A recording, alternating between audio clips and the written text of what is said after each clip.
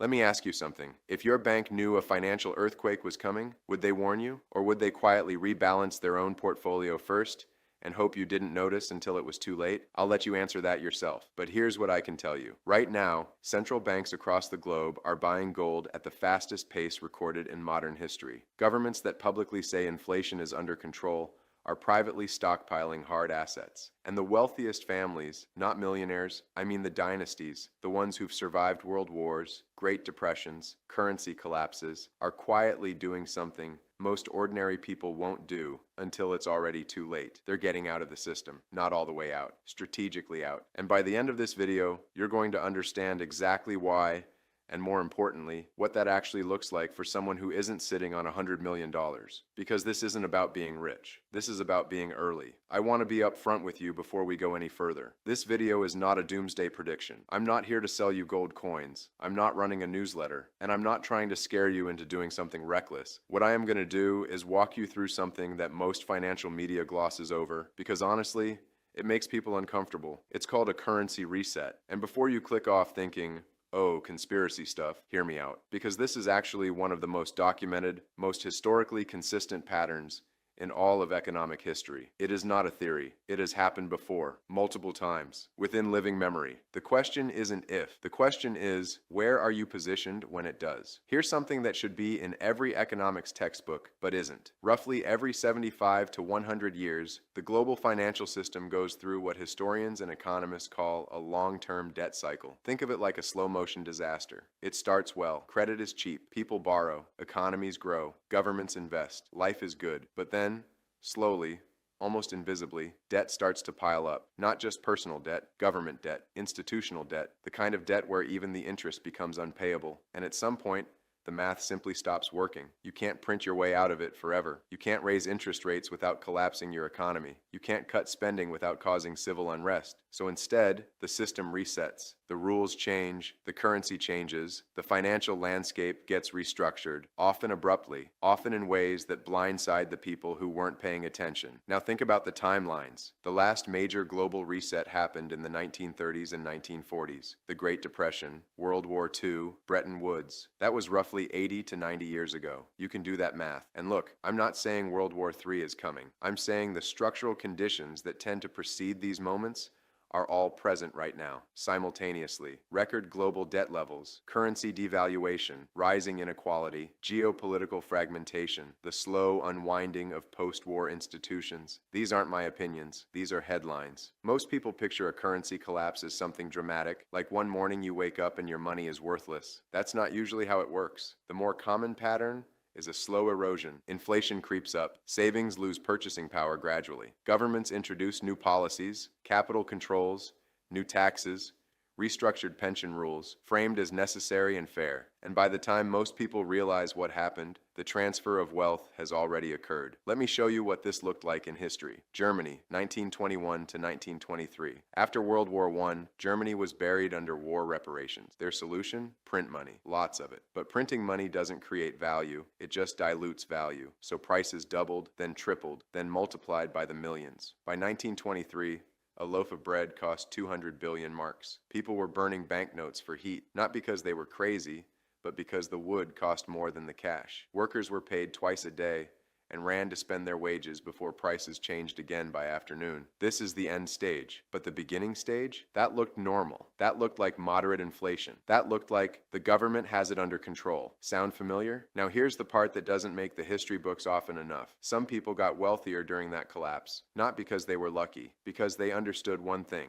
When currency loses value, the assets that aren't denominated in that currency hold and often grow. The families that converted paper wealth into hard assets early, they came out the other side intact. The ones who waited, who trusted the system, who kept it all in the bank, they lost everything. Let's talk about gold. And I'm going to say something slightly controversial. Gold is not a hot investment tip. It's not exciting. It doesn't have a ticker symbol with 300% gains in 6 months. Gold is boring. And that is exactly why it works. Think about what gold actually is at its core. It's a physical element. It doesn't corrode. It doesn't rust. It can't be printed, hacked, or inflated. Every single ounce of gold that has ever existed still exists today. In fact, all the gold ever mined in human history, across Egypt, Rome, the Aztec Empire, modern mining operations, would fit inside a cube roughly 22 meters on each side. That's it. That's the entire supply. And that scarcity, that hardness, is what gives it staying power. When a government prints too much currency, inflation hits. But gold doesn't care. Gold is outside that system. Now here's what's telling. Over the past year, central banks have been buying gold at some of the highest rates on record. These are the very institutions managing our currencies, and they're quietly moving away from paper and toward gold. Ask yourself, why would they do that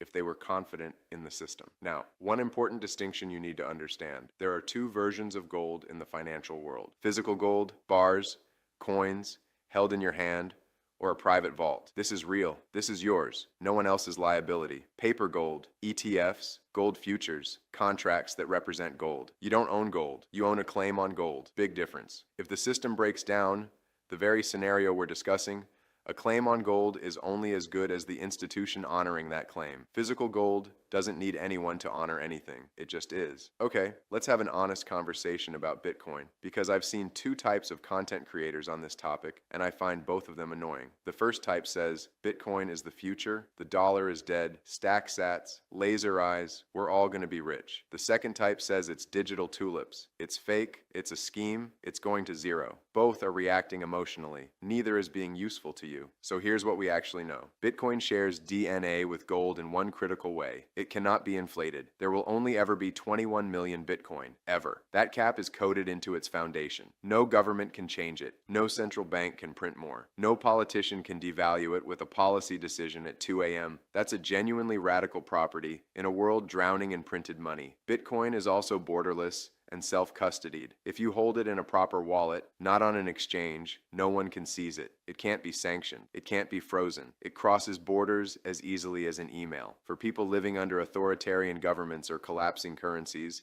Bitcoin has already proven its utility. Ask anyone in Venezuela, Argentina, Turkey, Lebanon. These aren't hypotheticals. But, and this is a real but, Bitcoin is roughly 15 years old. Gold has 5,000 years of data. We know how it behaves in wars, depressions, inflations, currency collapses. The track record is long. Bitcoin's track record is not. We don't know how it behaves in a true global financial crisis because we haven't had one since it existed. There's also the regulatory dimension. Governments are still figuring out how to classify, tax, and potentially restrict Bitcoin. That uncertainty is real, and it's not resolved. So where does that leave us? Bitcoin is a legitimate asymmetric bet, potentially a powerful one, but it carries risks that gold simply doesn't. A thoughtful, measured position, neither all in nor completely dismissive, is probably the intellectually honest place to land. Real estate is an interesting case because people love it for the wrong reasons and dismiss it for the wrong reasons. Here's the honest framing. Real estate has intrinsic utility. People will always need shelter. That need doesn't disappear in a currency reset. In that sense,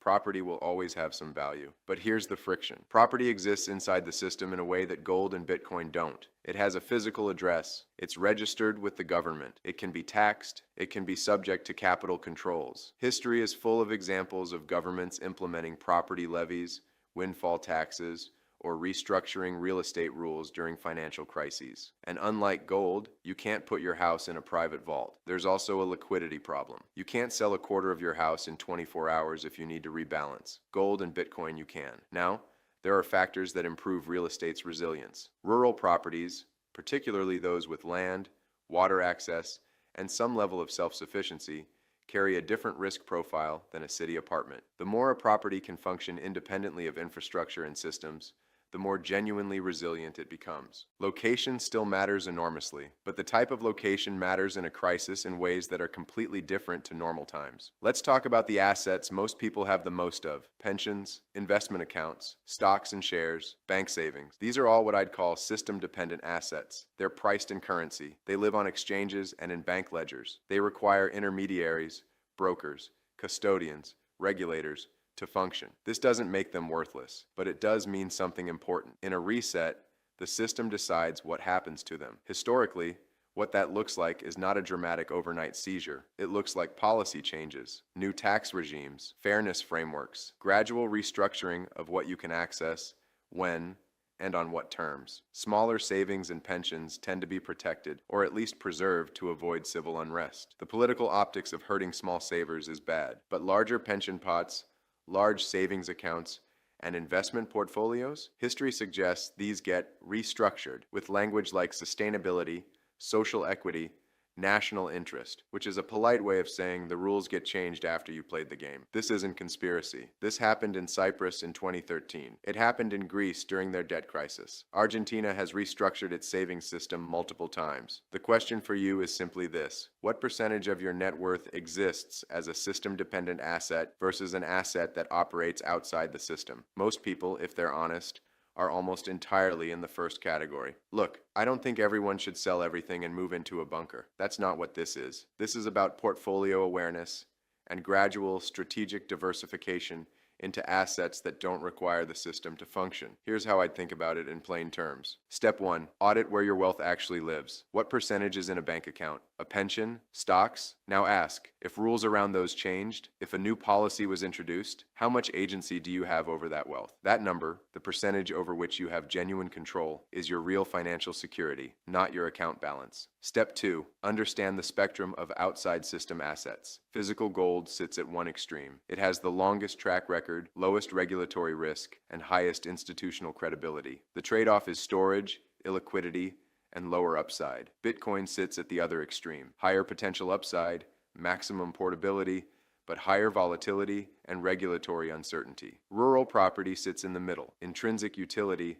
but not fully portable. Step 3. Think in percentages, not amounts. You don't need to be wealthy to start this process. A modest, consistent allocation to physical gold, even 5% to 10% of savings, meaningfully changes your exposure. The goal isn't to get rich off a crisis. The goal is to ensure that some of what you've built is yours, regardless of what the system decides. Step 4. Timing and gradual rebalancing. Don't make dramatic moves all at once. That's how people make mistakes. The reason to think about this now, before a crisis, not during one house, is that you have options and agency today that you may not have later. Buying gold when everyone is panicking is possible, but you'll pay a panic premium, availability shrinks, and governments sometimes restrict purchases during acute crises. The people who are best positioned in a reset are the ones who are early, not the ones who are fastest. Here's the thing I keep coming back to. The families that came through the Great Depression intact, the ones that came through post-war currency reforms with their fortunes, they didn't have secret information. They just paid attention to patterns that most people ignored. And they acted